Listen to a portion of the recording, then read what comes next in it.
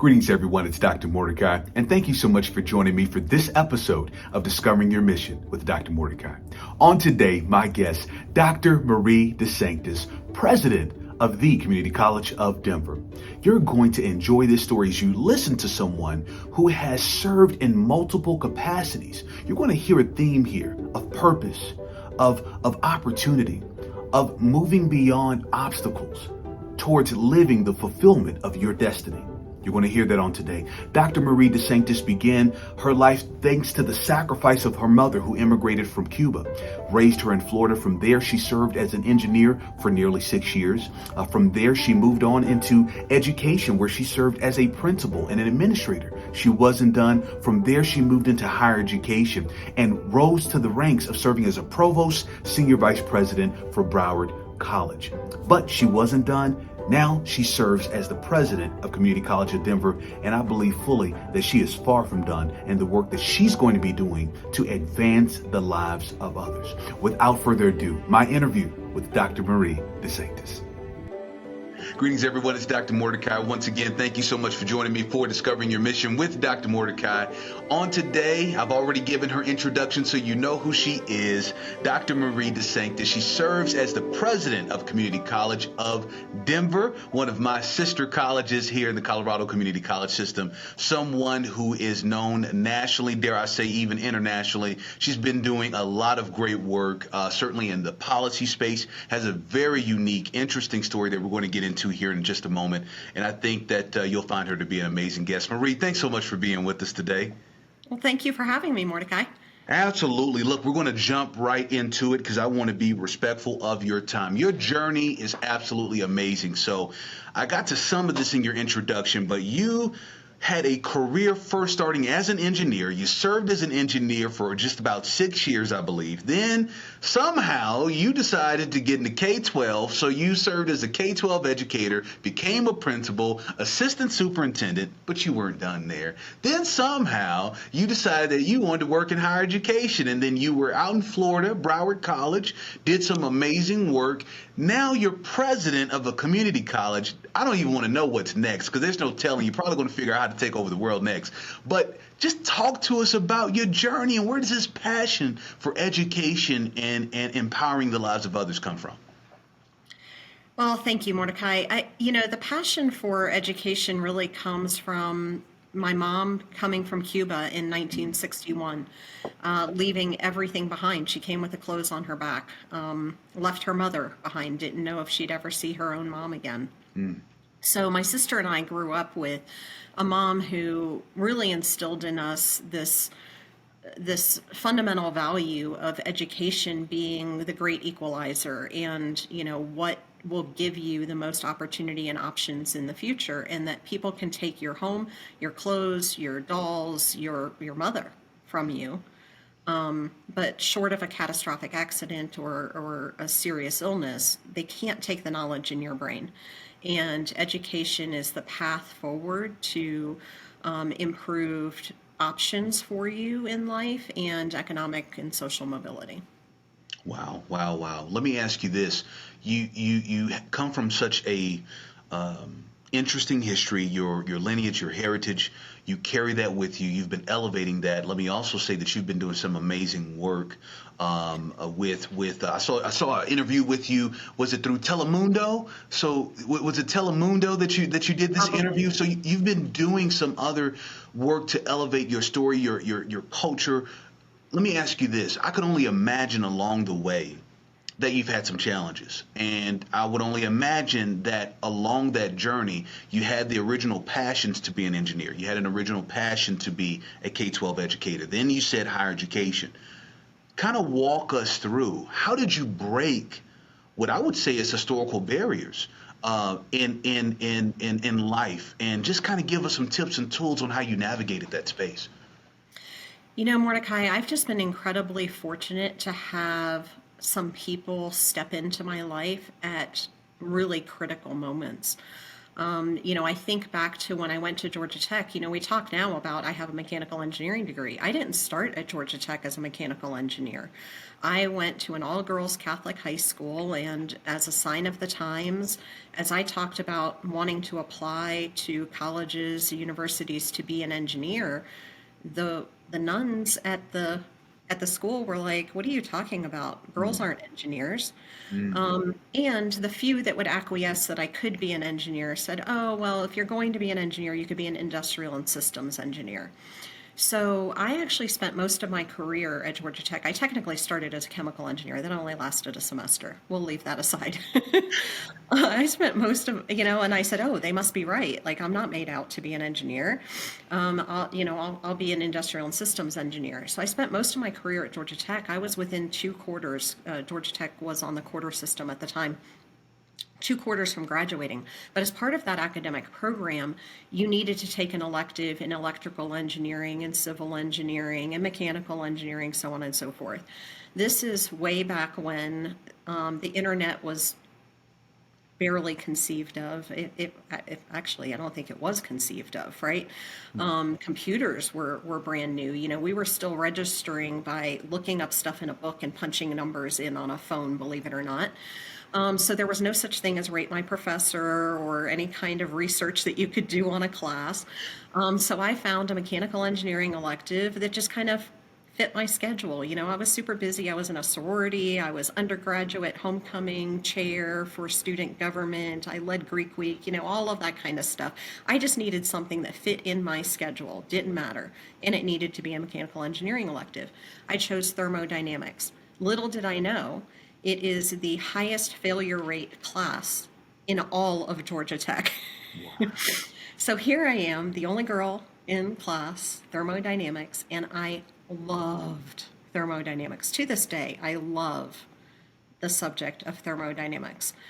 Did incredibly well in the course and ended up with a B, not an A, got a B.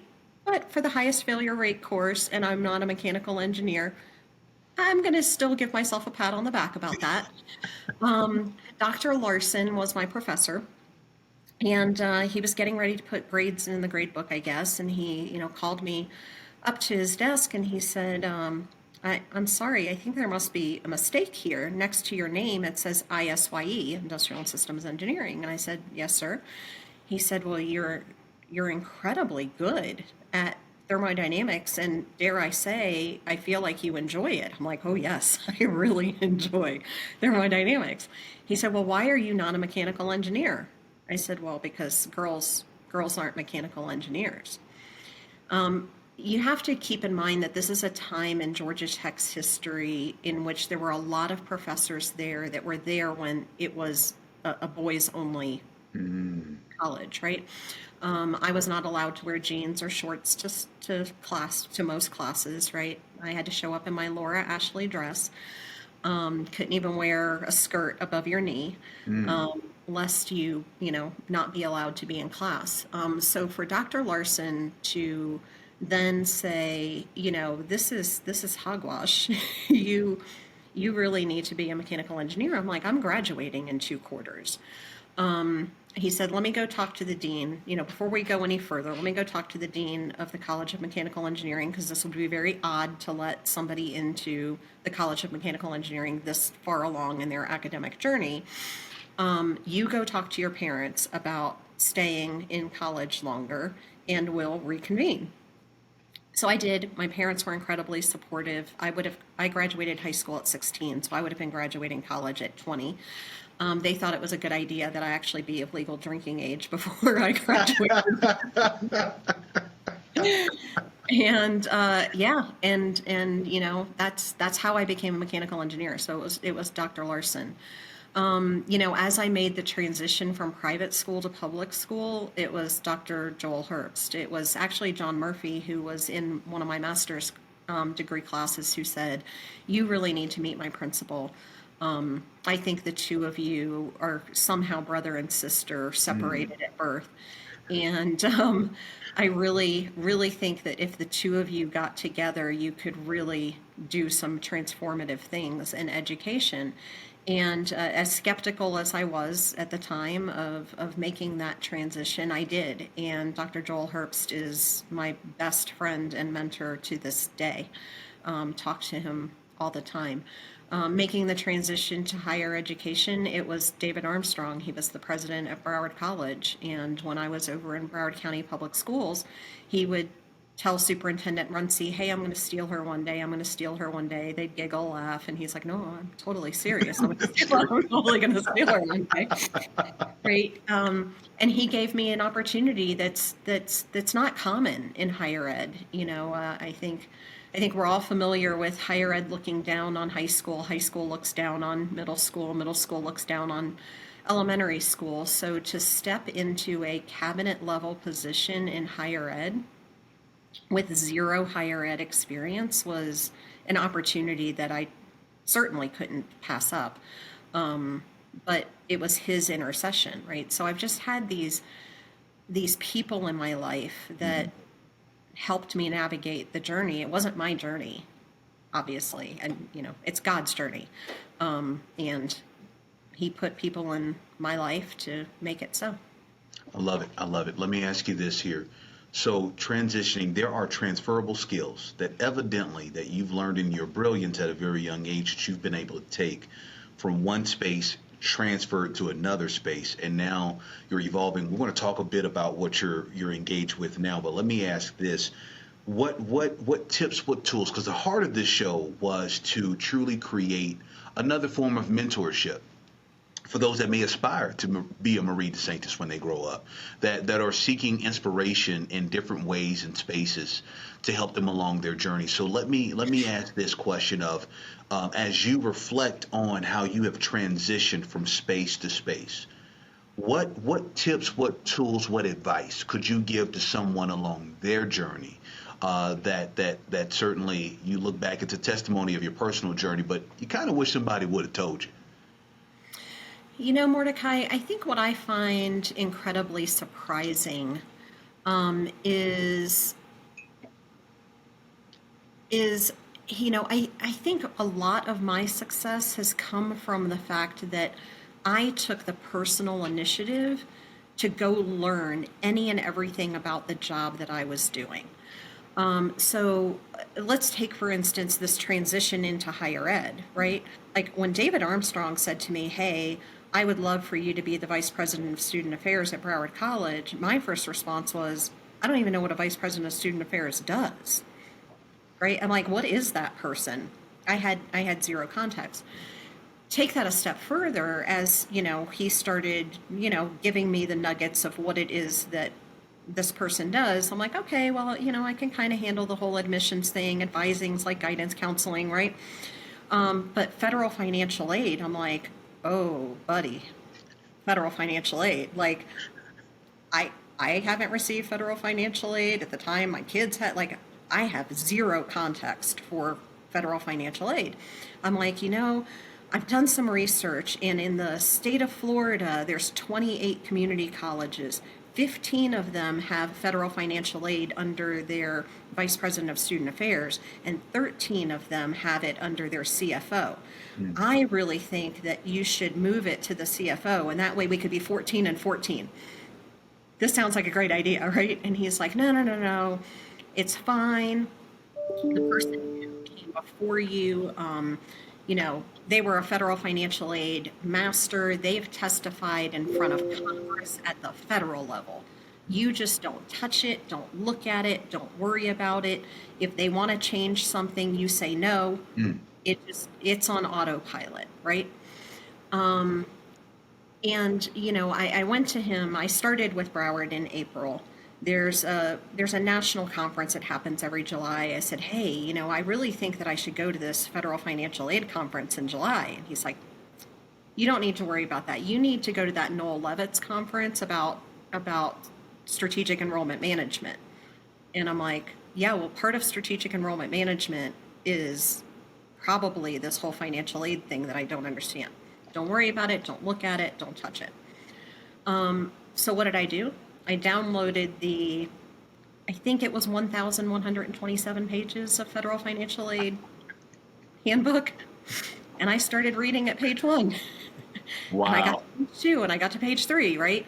And there's some pieces of that where I would read the page and I'm like, is this written in German? Like, I don't even understand what the heck I just read. Like, I know the individual words are in the English language, but they mean nothing to me.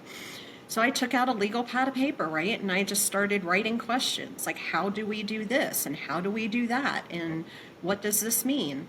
And had a very fateful meeting with our financial aid director and said, tell me more about this, tell me more about that. Got to the end of that meeting and called a meeting of the president, our chief operating officer, our CIO, our chief financial officer, our general counsel. And I said, guys, I've got some potentially not great news. We are in serious violation of several federal financial aid policies and regulations. So a defining moment, right? Here I am, brand new in higher ed, telling a bunch of people that have been doing higher ed for quite some time that, hey, I think there's some dust in the corners here. And the dust is pretty serious, so serious that I highly recommend that we actually disclose to the U.S. Department of Education that we recognize that we have some cleanup work to do, and that we want to initiate a program review and get these things underway. So I think about coming into some spaces in higher ed where I encounter the people that are supposed to be the experts in an area. And, they'll say to me, like, I don't understand why you're asking about the first-time full-time cohort. And I have to pause for a second and, use appropriate words, right? To say, how is it that what do you mean? Like, you should be very focused on this. This is part of our IPEDS report. This is part of how the nation views our college. Whether you believe it to be an appropriate mechanism for how the nation views our college or not is immaterial. It is your duty as a leader to make sure that the Community College of Denver is viewed in the most positive light possible. And one of those lights happens to be our performance with our first-time full-time cohort.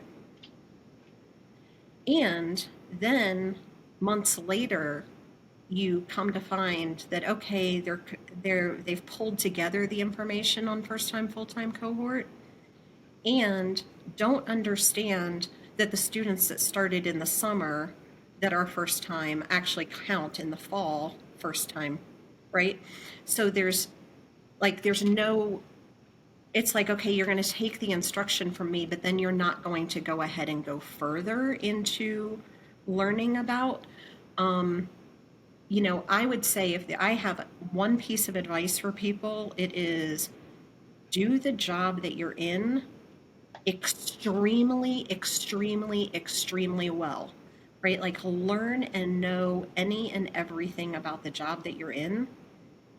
Everything else will just happen to you. I come across, unfortunately, too many people that are so worried about what's next, and you alluded to what's next. I don't know. I'm just doing the job I'm doing. What's next is going to happen to me. I have no preconceived notion of what's next. I'm just trying to do the very best job that I can as the president of the Community College of Denver. And if we could all figure that out, I would propose that higher ed would be performing so much better, faster, stronger than it is right now. I love it, Marie. I love it. So many golden nuggets. I've written those down. I want to be sure to call those out at the end of the show before we wrap up our time. I've got you for a short amount of time, so let me jump right into this. I'm going to skip a question and go to this. There's so much work that you do outside of your role as the president of Community College of Denver. And I know that you've been involved with the CCHE. You've been involved with some work regarding equivalency transfer credit. Can you talk with us about all the work that you're engaged in here in the state of Colorado outside of your role of being president? Yeah, so, I alluded to this earlier in, I have a very strong internal moral compass around the fact that this is not my life to live. Mm. I'm here because God put me here for a reason, and I'm here to do his work, right? So when I find just moments where it just baffles me that we could talk about wanting to be equitable, wanting to have equitable outcomes for students, and then there are just glaring, huge barriers that are in students' way, and people turn a blind eye to it because they don't want to have the hard conversations, because they don't want to do the hard work. That is really, really hard for me. Mm. Um, it's one of those hills that I will die on. So, I had a podcast not too long ago where the interviewer said, "What's next?" And I said, "Survival." What's next is survival, because I'm being pretty loud about some stuff that's making people angry. And one of those is the equivalency of credit and transfer. So I'm really fortunate to have spent most of my career in education in the state of Florida. The state of Florida back in the 60s recognized that students that were starting at a community college and then transferring to a state university weren't they were losing credits because they would take psychology at the community college and then they'd have to take psychology all over again at the university. Not only is that an equity issue for students, but the state is paying for the enrollment twice, right? The Mm. FTE of enrollment is being counted now twice for the same course. Potentially, federal financial aid is paying for the same course twice, right? So whether you want to be angry about this because of a social justice and equity lens, or somehow that's not in your wheelhouse and not something you care about, then care about it because we're wasting taxpayer dollars. Either way, this is gross injustice. So it was not something I worried about in Florida, right? A lot of the colleges in Florida have won the Aspen Prize because of the outcomes for students in transfer, because it's so easy to transfer. If Mm. you take MAT 1140 at Broward College, it is MAT 1140 at Florida State. Period. End of story. There is no arguing about it. There's no faculty committee that needs to look at it. There's no registrar intervention. There is one college algebra course in all of the state of Florida. It's called MAT 1140. That's it. So I come to Colorado. I'm told that there is a general education transfer list. I thought that meant that all gen ed courses were operating the same way as they were in Florida. Mhm. Nope, not the case. Not the case. In fact, it's not the case across all kinds of courses. There are sociology, for instance, has, I don't know, 5 or 6 different prefixes and numbers, different credits associated with it. Psychology, the same thing, right? I'm not talking senior level courses here. I'm talking intro to psychology. I first started with what I'll call my sisters. So I'm on the Auraria campus. For those of you who are not familiar, it is a 150-acre campus in downtown Denver, houses not only the Community College of Denver, but Metropolitan State University at Denver and University of Colorado at Denver. All 3 of the CEOs of those institutions happen to be women. We all happen to be about the same age. We call ourselves sisters. I sat down with my sisters and I said, Auraria was founded on the principles of having a comprehensive higher education experience for students that ranged from non-credit through doctoral studies all on this campus that would be seamless for students. That is the whole vision and premise of the Auraria campus. How can we, as CEOs, allow for there to be loss of credit, not because it doesn't apply to the degree. People love to take you down that rabbit hole. I'm talking about intro to psychology, counting as intro to psychology when you move from Community College of Denver to MSU Denver, right? These buildings are literally 10 yards from each other, 20 yards from each other, right? The course is probably being taught by the same adjunct with the same textbook, with the same syllabus for two different institutions at the same time. And yet the course will not transfer as equivalent. So I started with my sisters. We started a tri-institutional task force, but I really started talking to our business community about this. They, of course, had no idea. They're quite angry. They need talent. They don't need talent being stymied by loss of credit in transfer. They don't need their talent taking longer to get to their degree because they're having to take the same course twice. And it's not necessarily fundamental to what it is that they're needing them to do in the knowledge and skills for the position. So the business community started to get a little angry. I then I'm really excited about serving on the Colorado Education Initiative Board. So that is an organization that works with our K-12 school districts here in the state of Colorado. But through that board, got to know some of the commissioners at CCHE and talk to them about, that's a Colorado Commission on Higher Education, for those of you not familiar. So started talking to them about what the hay is going on in the state of Colorado, that we're turning a blind eye to the fact that students who start in a community college are being significantly disadvantaged as compared to students who are native to the university, and we're making them retake credits. Taxpayers are paying for it twice. We're delaying their time to degree. They're having to use their federal financial aid twice, which is actually against federal financial aid regulation, but we'll leave that for a different podcast. And right. So now we have a Colorado Commission on Higher Education task force in the state around transfer. So, as I said last week at a conference, being the president of a college is bigger than being the president of the college. And you know this, Mordecai, because you do a lot of work nationally as well. We get to do, I got to do some incredible national and state work when I was senior vice president over academic affairs and student affairs at Broward College.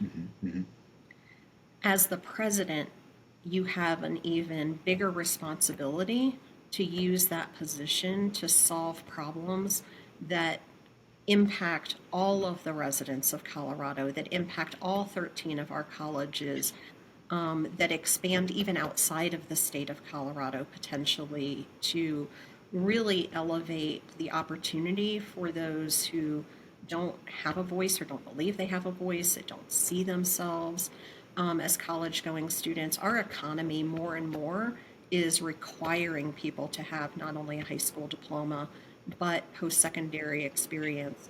75% of jobs in the state of Colorado by 2030 are projected to need a bachelor's degree. We're not going to get to a population that can satisfy that talent need when we're putting those type of barriers in people's way. And how it is that we can, as a state, recognize that we are going to have 75% of jobs needing a bachelor's degree, and yet we have this significant barrier in front of people. Shame on the people that don't have the courage to stand up to the people that are blocking for their own self-interest and not truly putting students first and putting the economic development of the state of Colorado first. Listen, if I had a sign that said amen, I'd hold it up right now.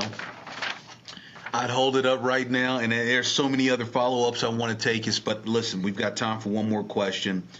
This has been awesome. I've got some key takeaways. I'm going to highlight these.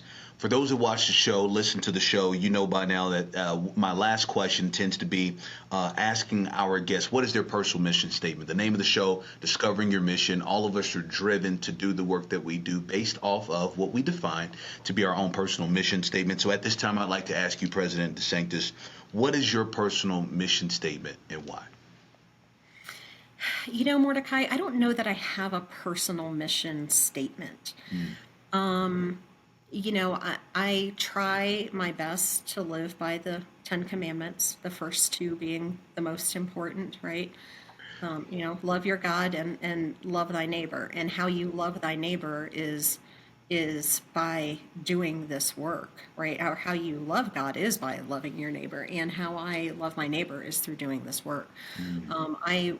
I firmly believe that this is not my life to live. I'm here to make the lives of other people better, and how I do that is through education, right? I go back to my mom instilling in us that education is the great equalizer. It is how people who are meek. It is how people who don't have get themselves from a place of poverty, from a place where they don't see themselves in the way that God intended for them to see themselves, Mm.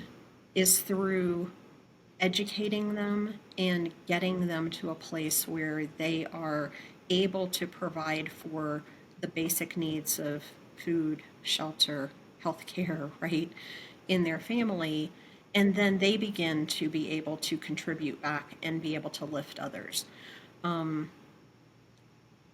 It's what drives me every day. It's when you have those moments of, oh my gosh, I've just spent the last 2 weeks sleeping 3 hours a day.